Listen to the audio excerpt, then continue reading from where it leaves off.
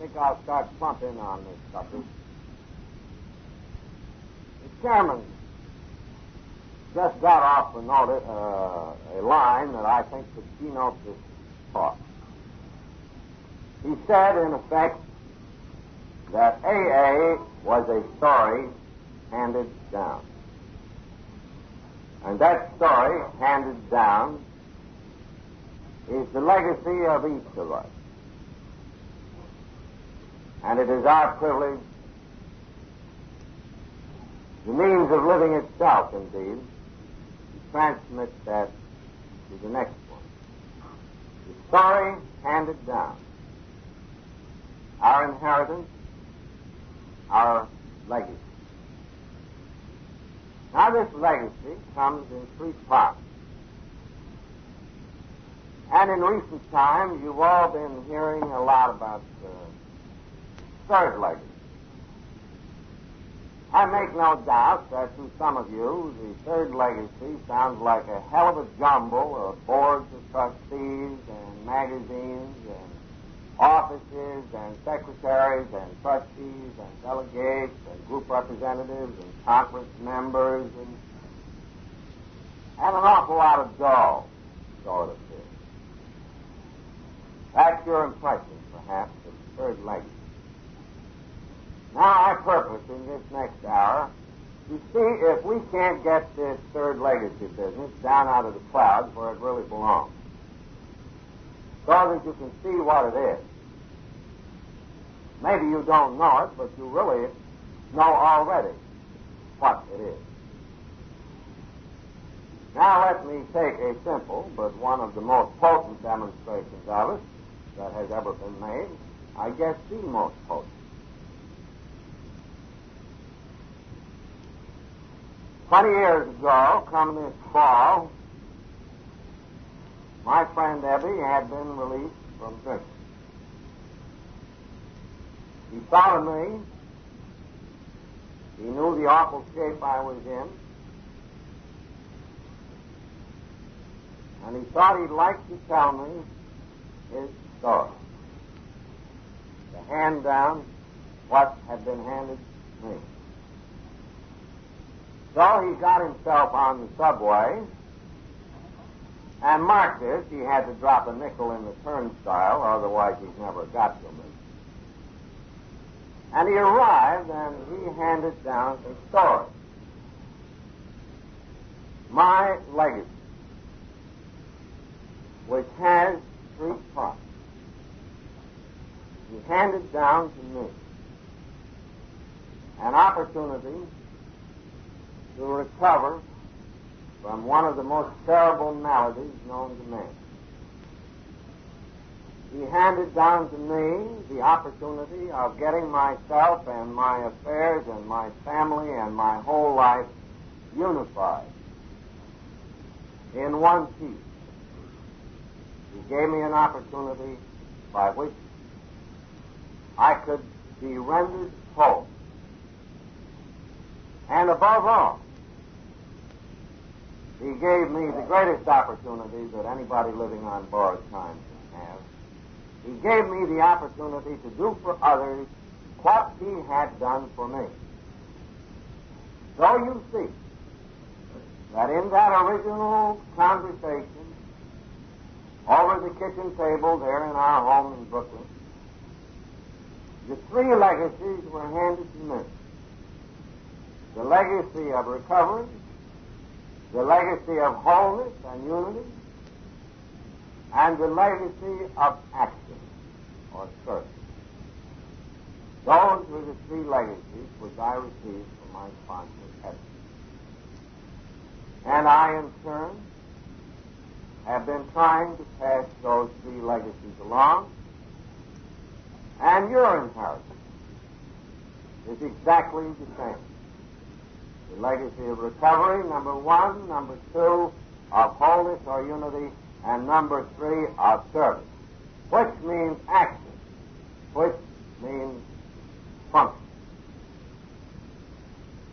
Now, the third legacy, in reality, takes in a hell of a lot more than a foundation or an office. It takes in our whole concept of action or service. It takes in all the means by which we are able to carry this message.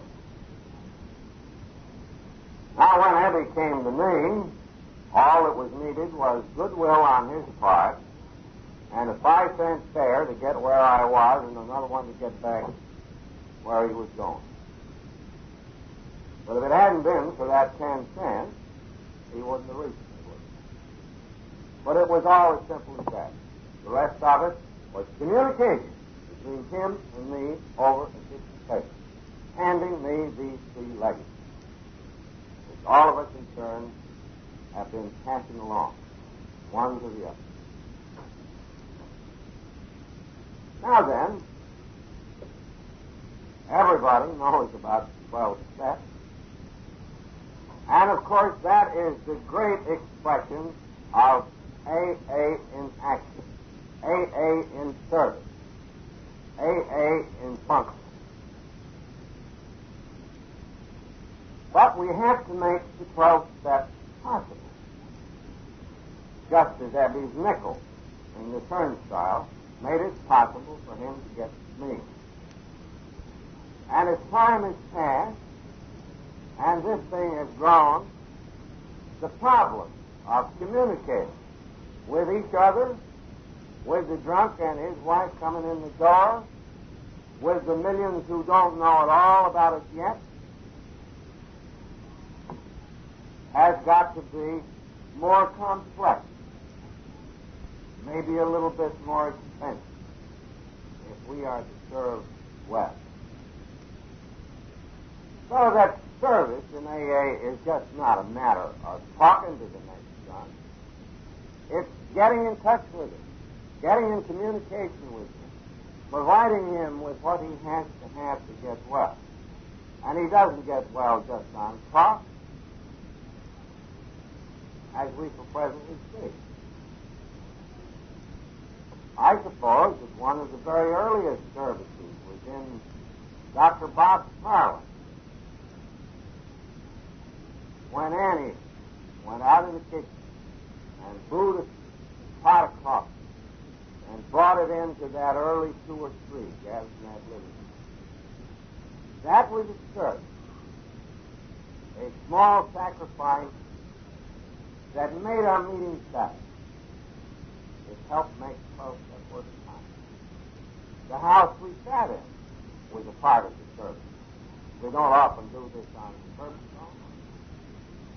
Well, when the meetings got too big for that house, they moved to a bigger house, and the people that let us have it, who were non-alcoholics, were providing us with a service, a place to meet. Well, by and by, that got too small, and then we had to move out into a hall. Well, when we moved out into a hall, if we couldn't get a free one, we were up against landlords. At that time, you must remember, there was nothing in AA but talk and easy communication one with the other. But we know that we had to meet together to give ourselves the best chance to stay dry and to give the drunk coming in his opportunity to begin the process. So we had to have meetings. Well, meetings meant meeting places. Up to this moment, there wasn't a cent of money concerned in the process, except what a fellow took out of his own pocket to help the next guy or to get to him. But now there came a brand new element into our affairs. We started to pay rent on meeting halls, and we started to pay that rent as a group. We dropped money in the hat and started to pay rent. Well, at that point, being drunk, a good many of us started to groan. Said, well, goddamn landlords should give halls free for such a noble purpose. But the landlords didn't agree. They said, if you want the hall, you can pay up. So we needed the hall as a service. So we paid up. Now, there was another kind of a service formed in those days, and it still is. The folks who started the group not only had to carry the message and talk to the drunks who came along, but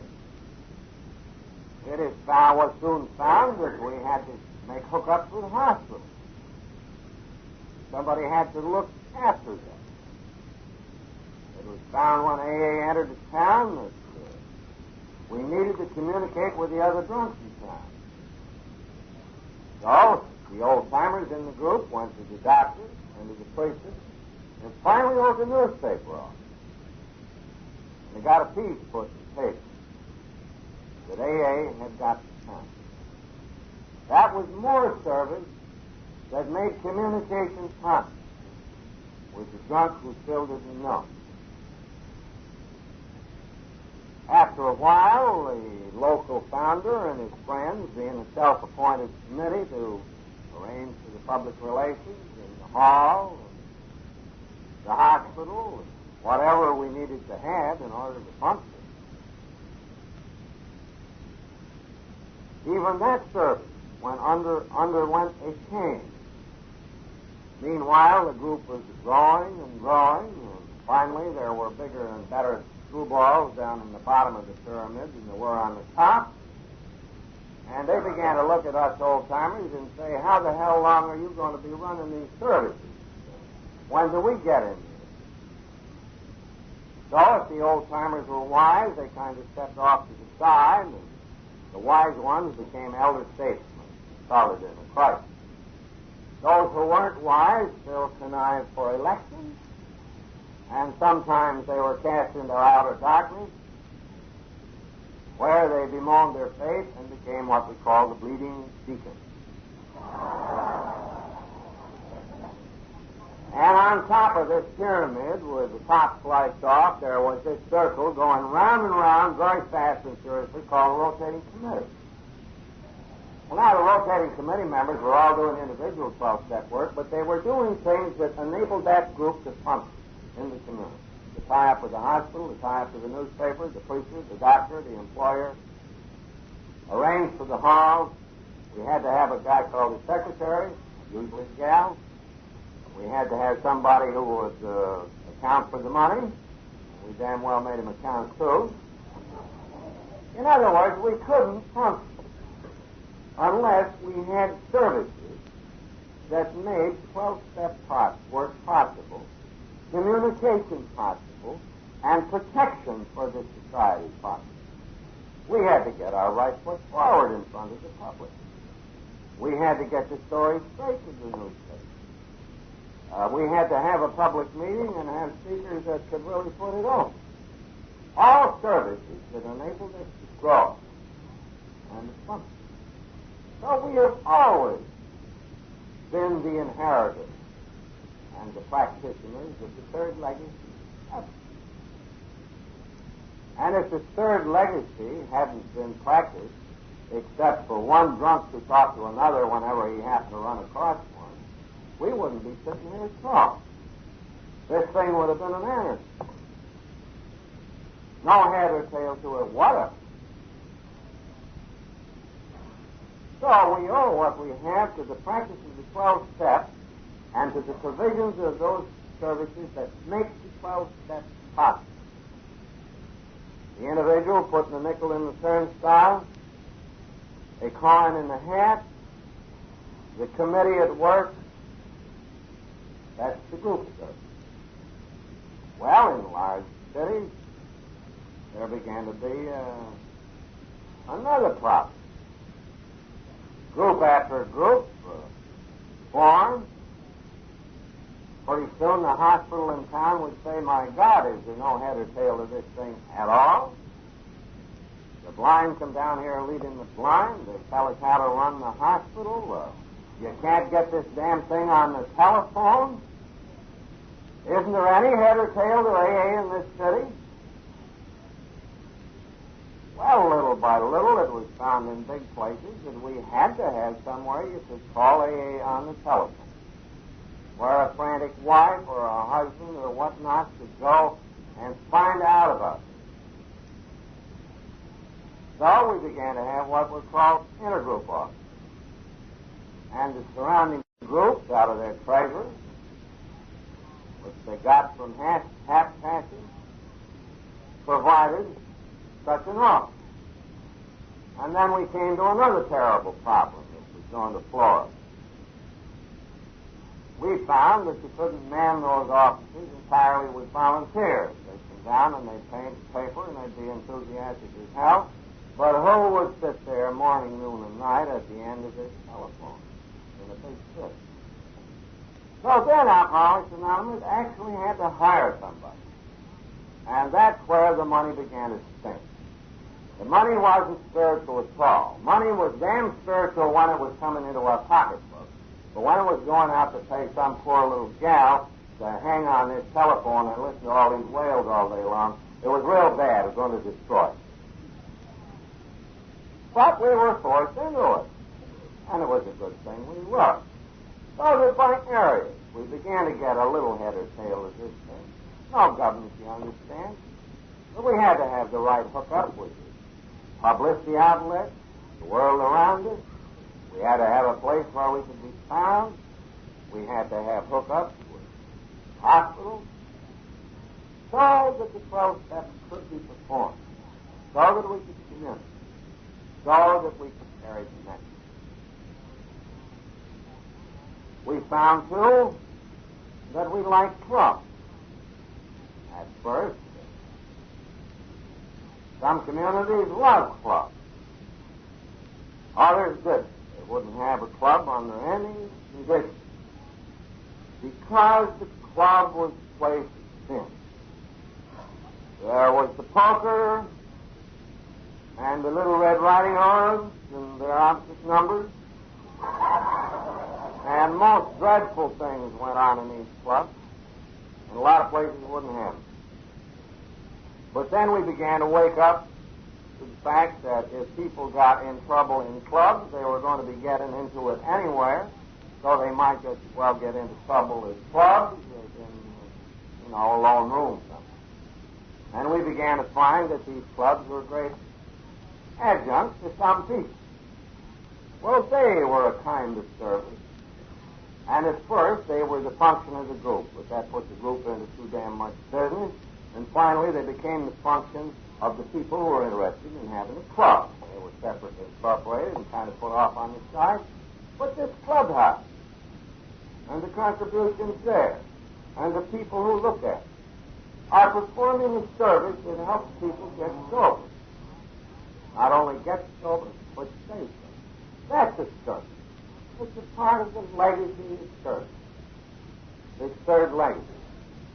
Well, there isn't anything so mysterious or hard about all this. Meanwhile, we succeeded in doing these things without creating a professional class.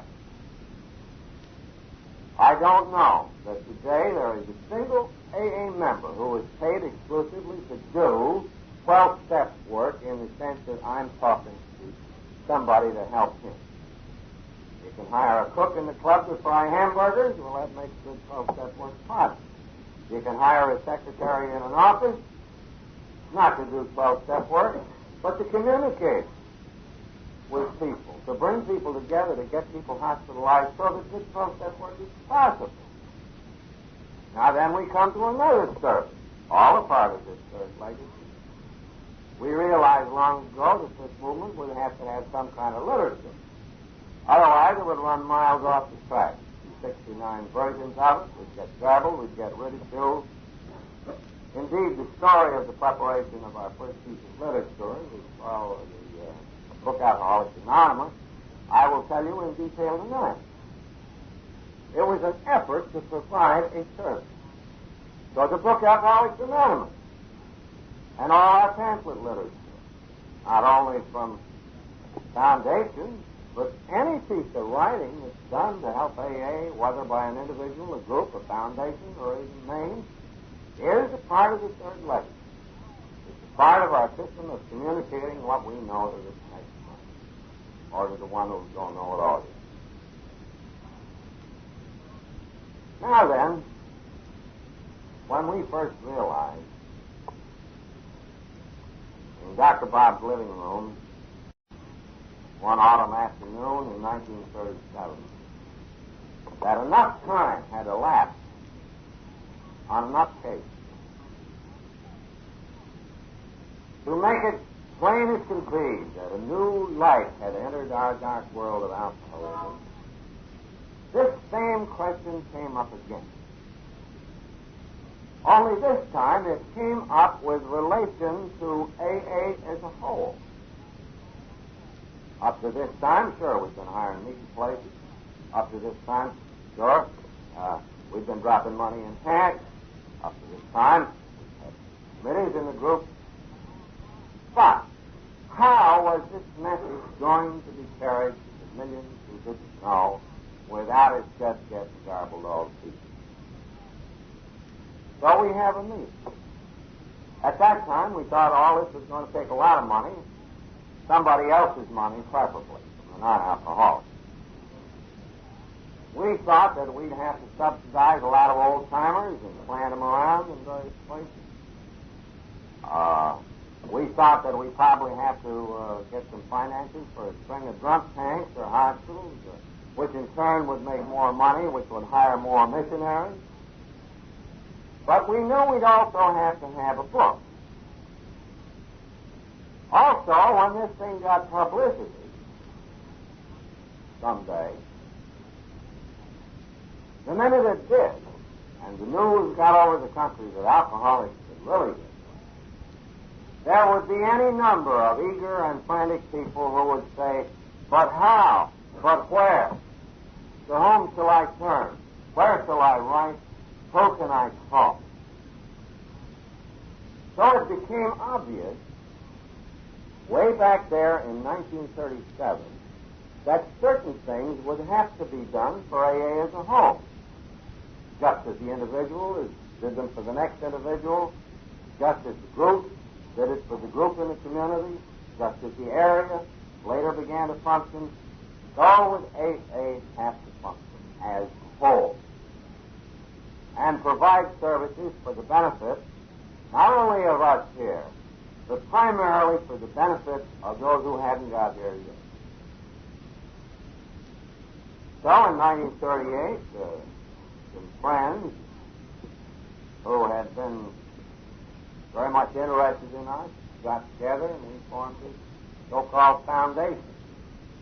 Nothing but an incorporated committee of a few drunks, New York, Akron, and some people in New York, most of them friends of Mr. Rockefeller. That's the story I'll come up with tonight, how we didn't get money from Mr. Rockefeller. But at any rate, we have a board of trustees. By this time, we have a book, and now, sure enough, the publicity.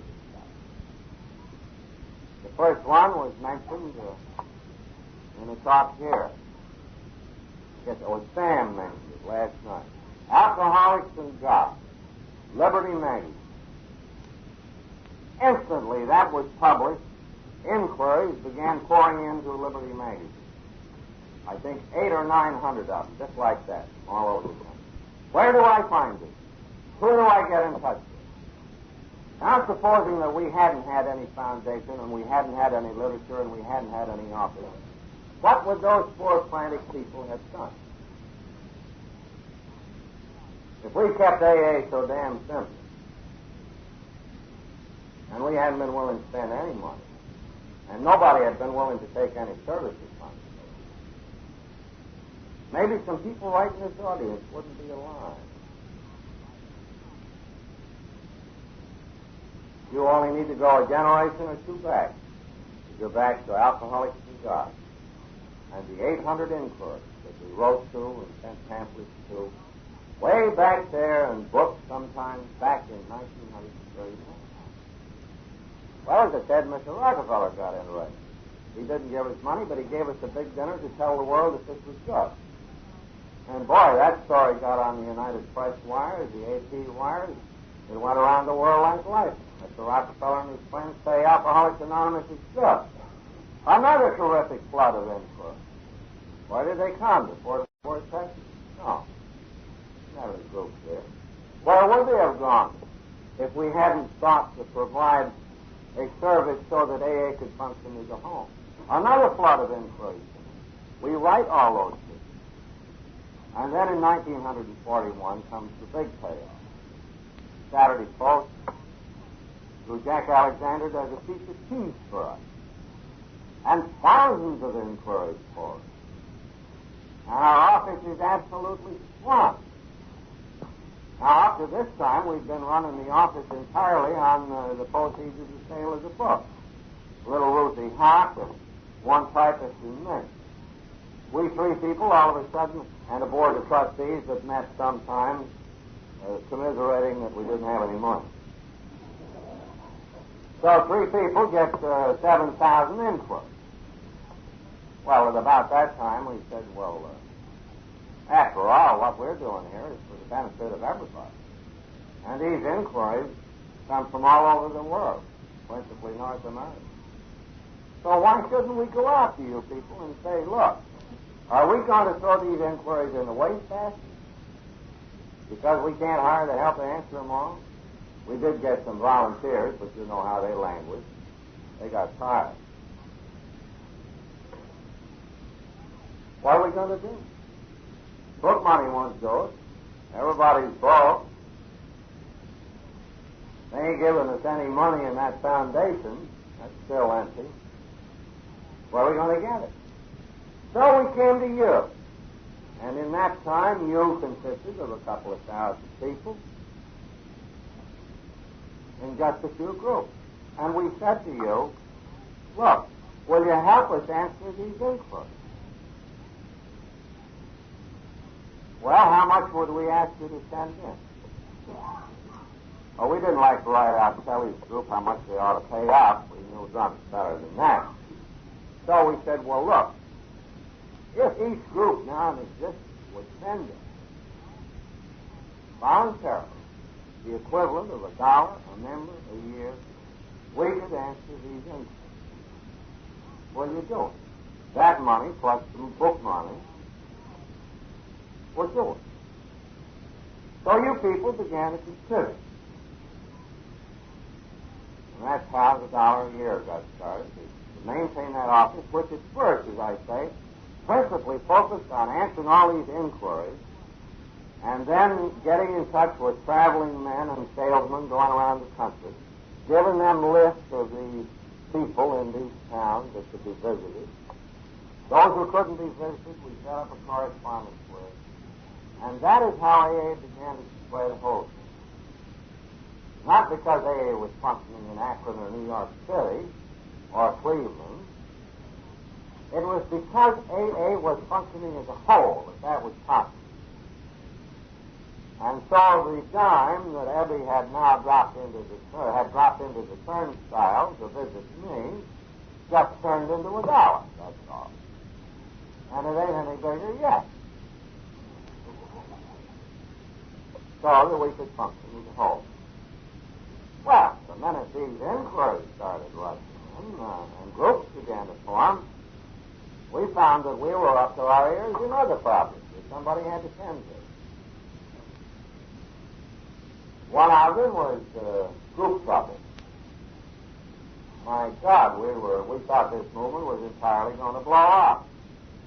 One group seceding from another, people kicking the founders out, Red Riding Hoods, triangles, quadrangles, sometimes they were hexagons. Then we found that a lot of them were mad at us because there was a big racket in New York. Oh, my God. This was in the hectic time of our adolescence when the AA tradition began to be written. Well, what did we start to do, the few of us in that little office in New York? We started to say, look, we can't run this, we know. But what we can do is to retail you the experience that they're having in other places. With clubs, with committees, with functioning, group problems, public relations problems, all those kind of things. We began to retail the experience of the older group to the group just formed. So we became retailers and transmitters of experience through the traveling people who called upon us, and then some of us began to so that AA could grow, so that it could function. Well, then we had another heavy problem. With relations. After the Post publicity, we were besieged with all kinds of offers. What kind of pieces should be written? What should be made with AA? So writers began to send in their manuscripts for us to check up so that the message wouldn't get garbled. Then we began to have the type of AA who wanted to take publicity into his own hands. I know we had a fellow down in Florida, wonderful AA guy, but he thought anonymity was horse and buggy, and he started a group down there on the radio.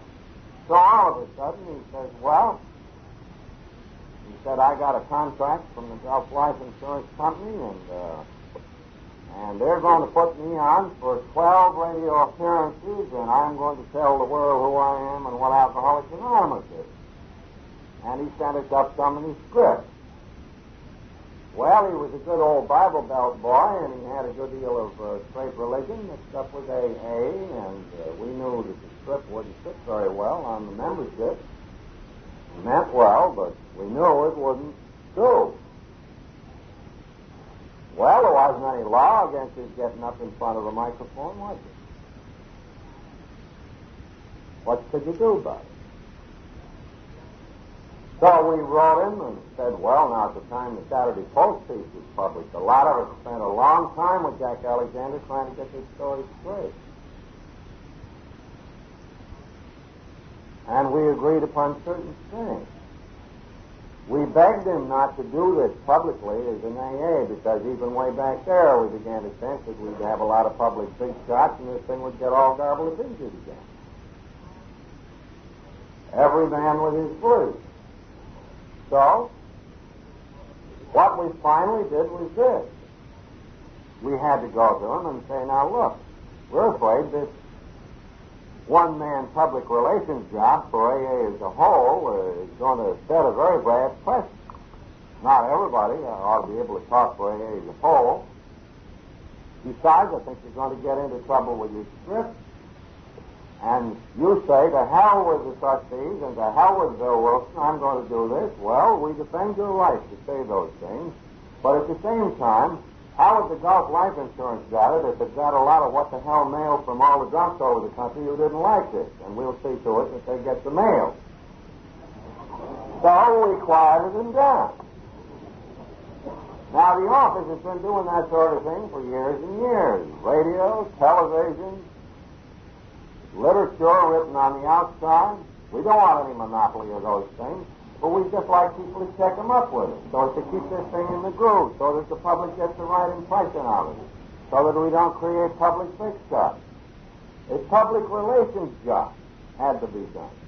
And because a public relations job was done for AA as a whole, the public has a hell of a good impression. In fact, our reputation with the public is much better than our character. And a part of it is due to the fact that AA was functioning as a whole in public relations. And I asked the trustees to write all you folks who were then around and say, will you authorize this board of trustees through its office to handle public relations? Well, then AA began to get overseas, and over there they talked a different lingo. We still had to communicate. Well, these translations didn't get made all by themselves. Somebody had to look after them. So we're in all these other languages. So now you read a piece of publicity and you say, gee, that was good. You don't know that our office may have spent hours and days on that. You hear that AA is in Japan. You hear that AA is in Norway and Denmark and 52 other countries. How do you suppose it got into those languages? And who checked it up to see whether those translations were good or not? Well, that was AA functioning as a whole in the foundation office. And so it goes with all of these problems. By and by, we found that we ought to have a magazine. Well, a magazine sprung up in New York. They called it Grapevine. I didn't have anything to do with it. It got some local circulation. People liked it. It was an awful good job. It began to get a national circulation. So I wrote you fellas and said, well, this has already got a national circulation. Would you like to hook it up to this board of trustees, the foundation, like the office and the book is hooked up, and make it your magazine, the reflector of our current thought and action, a primary means of communicating one with the other, a means of communicating with the world outside, inspiring the drunk coming in the door. Would you like to have such a magazine? Okay, then the foundation will guarantee its solvency, and we'll hitch it up to the foundation. So you got a magazine. Well, that took a lot of work from a lot of people. Now, meanwhile, I got paid. Not for doing any of these public relations jobs, not for organizing publishing companies, not for looking after that office for the last 10 or 12 years, 15 years. I got paid a royalty on the book Alcoholics Anonymous, which I earned for writing a book. For talking to you about your sobriety. Just like the gal in the office doing all this office work under office of the secretary, or the guy frying a hamburger and slush. I did a service job, so to that extent I've been paid. But you've never paid me to do a professional 12-step job, and you never will. And that's how we all got along then. And your money coming into that foundation kept that office open. And then the book and the literature began to sell better, so that we got a little reserve fund. And this thing went building up and building up. And by we commenced to lose touch with you people. You got to be too many. Nobody knew the board of trustees anymore. And we began to wonder what would become of this center of service, this office, this literature, this magazine, this board of trustees. And suddenly we woke up to the fact that the only linkage between that center of service that had accounted for half of the size of AA, a large amount of its public repute and growth, the only linkage between that and you people was in the gals in the office who wrote all these letters. Smithy and me. You didn't know these trustees, Matt. They weren't even responsible to you. They were just an incorporated committee really to try and help Smithy and me out to do this job. Well, we saw that this couldn't go on forever. And when it got evident that poor old Smithy was going to cash in pretty soon, and we had a couple of breakdowns in the office, people overworked, when at times we had seen that thing run awful deficit, and the groups were responding less and less to our twice yearly appeals for money, we saw there'd have to be some kind of a hookup. Well, finally, at one time, a few years back, the groups were failing to pay the office expenses by $2,000 a month, and the Grapevine had got over-ambitious and had put on a lot more pages and artwork, and they suddenly began to lose $1,000 a month.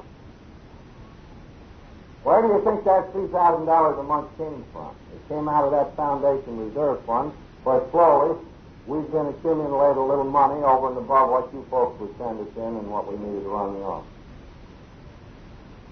In other words, the old book Alcoholics Anonymous and its income to the foundation kept that place alive when contributions weren't keeping it alive. Well, we saw that state of affairs could never go on forever. We also saw that we old-timers were just like that original committee in Keokuk. You know, the founders and their friends were providing the services, but at some point, you, now a grown-up movement, would say to us, how long are you people going to run these services? When are they going to be out? Are we ever going to know who the hell you are? Are we going to have the power to throw you out if you don't perform? And if ever this movement gets into serious trouble, political trouble, religious trouble, money exploitation trouble, catching me in bed with a blonde. When we hit that kind of trouble, what are we going to have to say about it, and how are we going to say it? We knew that those things must be in your mind. We knew that that center of service, which really includes the world, could never be safe nor secure unless it became a function of you and not a function of the old time. Well, sitting in the center of things, this terrible hazard and open end in our affairs was apparent to me as early as 1945 and 6. That happened to be a period in which things were rocking along comfortably. The contributions almost ran the dump down there, and the grapevine wasn't losing much money, and the book money made up the difference. So I go to my friends the trustees and I say, listen, the gals in the office and Dr. Bob and I are the only linkage between you people and these services and all of Alcoholics Anonymous all over the world. When we call or get discredited some fine morning, there won't be any. And when that time comes, you fellas just pull one boner, and this thing is going to collapse right in the middle, and there won't be any way of putting it together. This thing, which has been the lifeblood to tens of thousands of alcoholics, and which will be the lifeblood to hundreds of thousands still to come. Won't you let me go out and ask the movement if it doesn't want to take this thing over and look at it? Will the movement now look after its own business, this vital business that has to go on? Well, they said, we're getting along all right. Let's keep it simple.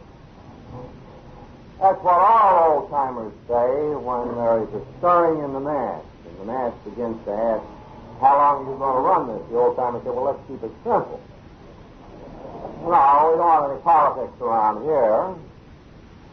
Well, unconsciously, they're really saying, let's keep it simple so we can still run it. So there was a long discussion in which I had a sad falling out with a good many of my friends, some of whom had been trustees. It was quite a bitter and harrowing chapter in our affairs, which none of you know about. This struggle to see whether this movement would always be headed by a self-perpetuating hierarchy of old-timers, or whether these affairs, so vital to the welfare of AA all over the world, could be turned over to you. And finally, after 6 years of hassling about it, I finally got the consent of the Board of Trustees to come out to you, to tell you this story, and to say, here is a means, which in an experimental form we have put in a pamphlet marked the third legacy. Here is a means by which you can get some delegates and state committeemen and send folks up to New York to take charge and to take over what is now your business. And so why don't you come up there and look this deal over, and the trustees will agree to make themselves responsible to you instead of to nobody. And you look it over and see what you think about it. And if at the end of 4 years you like the way that it's temporarily laid out, then we'll drive a plug in the thing. Then we old-timers up there, including yours truly, will say, look, folks, these vital services are yours, to have and to hold. This conference of delegates shall hereafter be the custodian and the guardian of our tradition. This is yours. This is the remainder of your third legacy. Will you accept it? So, since 1951, we have been holding these yearly conferences. to see whether this movement was interested enough, was responsible enough, felt those services were worthwhile enough to maintain so long as God will need this to stop. And I think the conclusion of every delegate who has been there that yes, we should take these things over. So in 1955, we purposed to hold an international convention, at which time, on behalf of the old-timers, and it's Smithy and me, we shall say to you, here is the remainder of your third legacy. This conference shall become our successor. To you we hand the last torch. Carry on, face your destiny with surety and courage, and God love you.